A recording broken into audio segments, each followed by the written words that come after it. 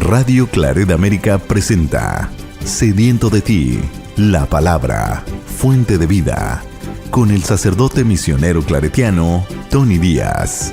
Reflexiones diarias del Evangelio. Aquí iniciamos.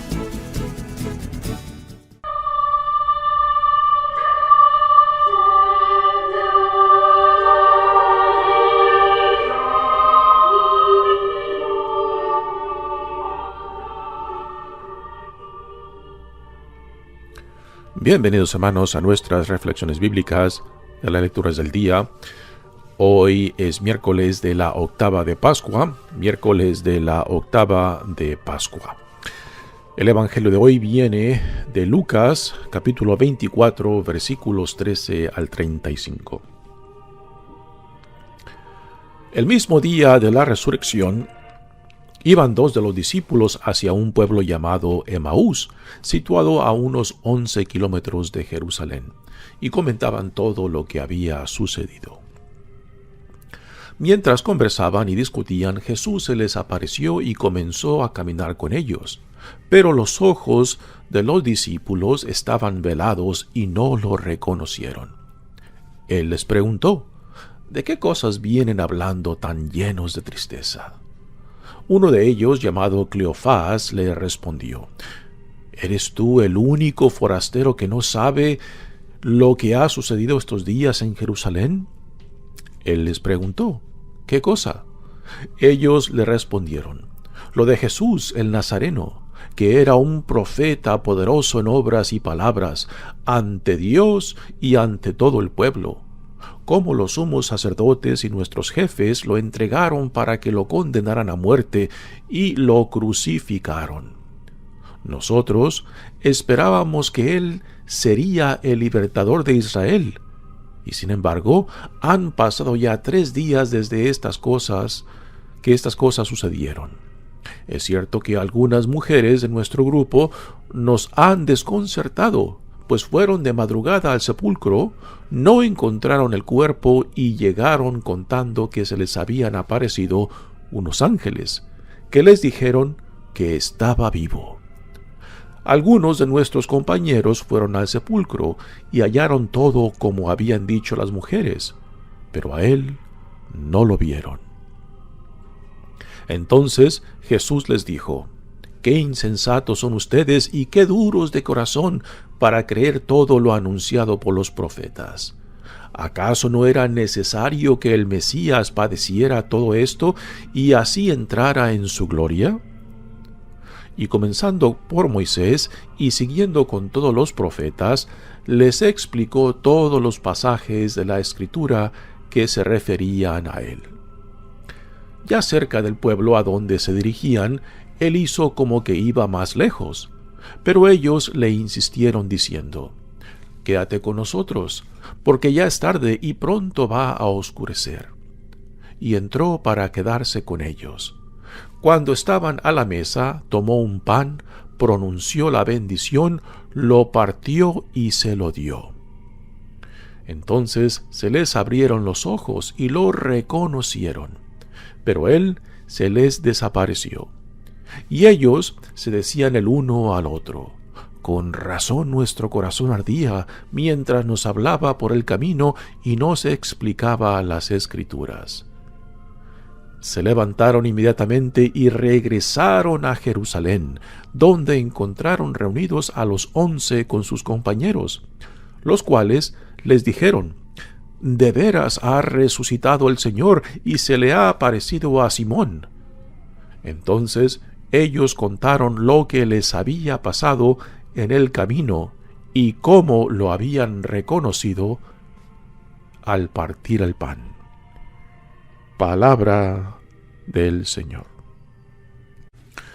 Muy bien, damos comienzo a nuestra reflexión del Evangelio de este día, y aquí nos encontramos con una de las narraciones más bellas sobre la resurrección. Está repleta, es una historia muy densa que encierra muchos detalles de la vida cristiana misma, ¿no? Dice: En el mismo día de la resurrección iban 2 de los discípulos hacia un pueblo llamado Emaús, situado a unos 11 kilómetros de Jerusalén, y comentaban todo lo que había sucedido. Iban alejándose de Jerusalén, lugar donde se lleva a cabo el fin de la misión de Jesús, donde en el Evangelio de Lucas se lleva a cabo la plenitud de la misión de Jesús y también la resurrección y la ascensión, algo muy diferente al Evangelio de Mateos. Y están alejando de Jerusalén, en cierta manera.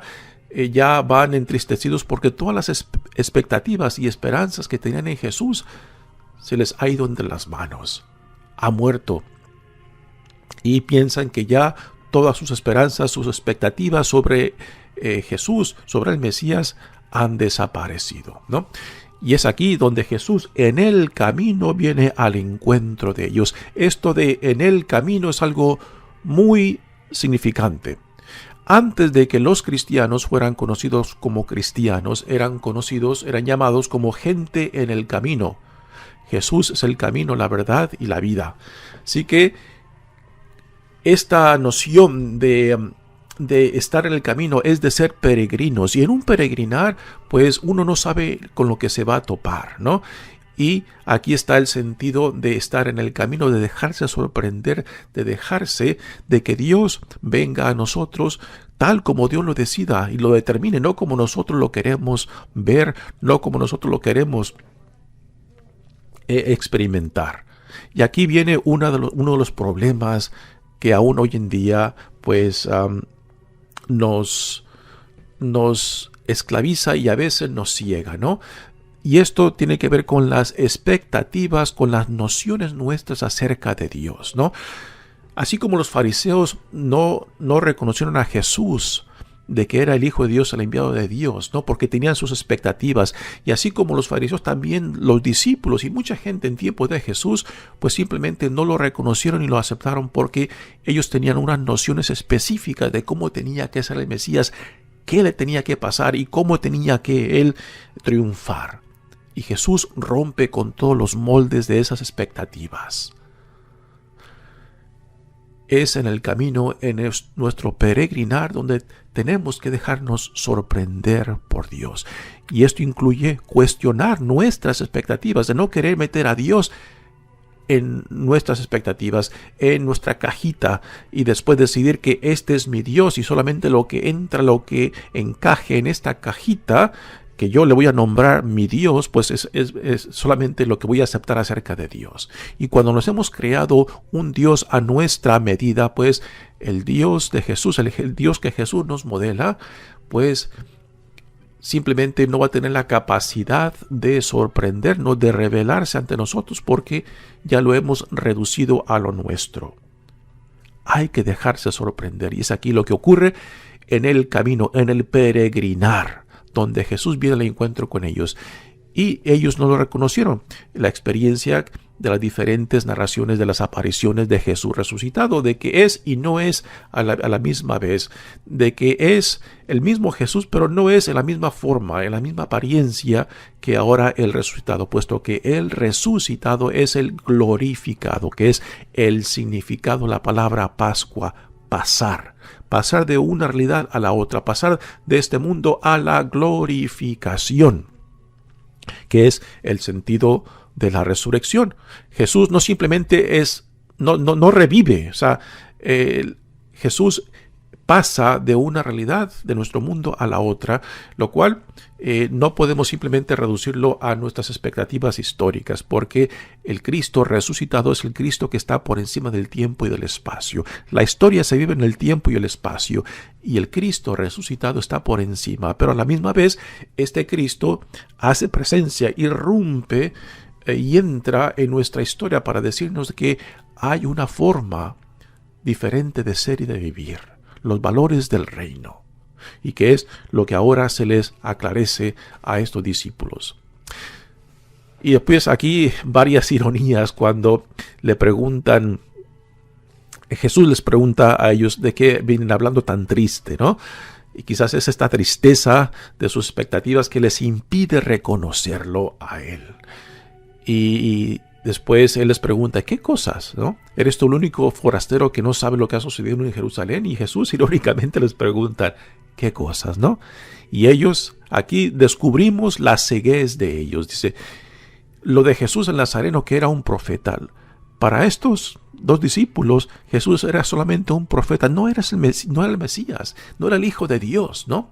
Aunque hablaba con autoridad y llevaba a cabo grandes milagros, pues todavía no lo reconocían como el Señor, el glorificado, el Cristo, ¿no?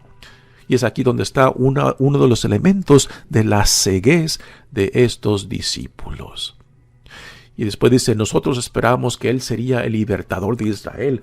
O sea, aquí nos revelan las expectativas que ellos tenían sobre el Mesías, de que iba a expulsar al imperio romano de sus tierras. Pero no, el Mesías que Jesús nos revela es el Mesías sufriente, el siervo sufriente al estilo que lo encontramos en el profeta Isaías capítulo 53. Y ahora nos habla acerca de la experiencia de la tumba vacía con esas mujeres. Es cierto que algunas mujeres de nuestro grupo nos han desconcertado, pues fueron de madrugada al sepulcro y no encontraron el cuerpo, y llegaron contando que se les habían aparecido unos ángeles y que les dijeron que estaba vivo. Lo que nos dice estas palabras es de que no le creyeron a las mujeres, de que el testimonio de las mujeres en aquel tiempo y aún hoy en día, aún nos cuesta aceptar el testimonio, la autoridad, la experiencia de mujeres dentro de la iglesia, dentro de nuestra comunidad. Con esto no quiere decir de que aceptemos cualquier testimonio, pero el hecho está de que en estas experiencias de la resurrección, quien Jesús escogió, por ejemplo, a María Magdalena como la primera en vivir la experiencia tanto de la tumba vacía como de la aparición de Jesús resucitado, no le aceptaron ese testimonio, lo cuestionaron. Y aún hoy en día, pues, estos testimonios, estas palabras, nos siguen cuestionando de cómo, a quién somos que aceptamos, a qué testimonio de quién aceptamos entre nosotros, ¿no? Porque a veces tenemos estas ideas de que supuestamente sabemos quién tiene acceso a Dios y quién no tiene acceso a Dios, dónde Dios se encuentra y dónde Dios sí se encuentra. Y a veces no tenemos ninguna idea, pero son solamente ideas nuestras. Por eso, para dejarnos sorprender por Dios, tenemos que dejarnos cuestionar aún aquello que quizás pensamos que ya es pan comido, ya lo entendemos completamente. Entonces Jesús les dijo, qué insensatos son ustedes y qué duros de corazón para creer todo lo anunciado. Aquí Jesús los reprocha por la dureza de corazón, y ahora, utilizando la Sagrada Escritura, Jesús resucitado les hace ver de que el sufrimiento, muerte y la resurrección ya había sido anunciado. Con esto, Jesús no quiere decir que Dios exigió ese sufrimiento, esa muerte para que fuera resucitado, sino que su pasión y muerte son consecuencias de su fidelidad, de su entrega a la voluntad del Padre. Son consecuencias del amor de Jesús a Dios Padre, ¿no? Y todo esto ya se había anunciado por los profetas, ¿no? Y ahora viene la escena espectacular de esta narración, cuando, llegando al pueblo, Jesús hace como que va más lejos y lo invitan a quedarse. Aquí el sentido de la hospitalidad, ¿no? En el Medio Oriente, aún hoy en día, la hospitalidad es sagrada, algo que hemos perdido nosotros en nuestro mundo, por sospechas, por el miedo al extranjero, al no conocido. Y aquí, al ofrecer hospitalidad a este extraño, pues están recibiendo al autor de la vida misma. Y Jesús, siendo el invitado, pues ahora él toma liderazgo de la situación, bendice los alimentos, y es no solamente en el pan, sino en el partir y compartir el pan, que se les abren los ojos. Un detalle muy interesante, muy importante para nosotros, ¿no? Porque no simplemente es el pan, es la Sagrada Eucaristía, que a veces lo vemos como el todo, pero no es el todo. es en el partir y en el compartir donde se lleva a cabo la comunión, la hermandad, lo que significa ser una comunidad en Cristo, lo que significa ser iglesia, lo que significa ser una familia de Dios, ¿no?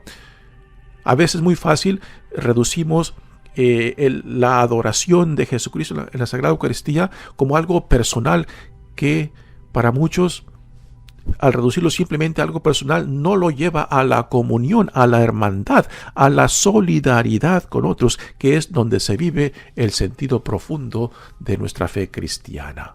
Y después nos dice que regresaron inmediatamente, este sentido de conversión, de que al abrirse los ojos, de que ya pueden entender claramente todo lo que ha ocurrido y que ahora regresan a Jerusalén, centro donde en el Evangelio de Lucas se lleva a cabo todo cuanto concierne a Jesús. Mi nombre es Padre Tony Díaz, misionero claretiano. Que Dios los bendiga. Radio Claret América presentó Sediento de ti, la palabra. Fuente de vida. Sus comentarios son importantes. Contáctenos en radioclaretamerica@gmail.com.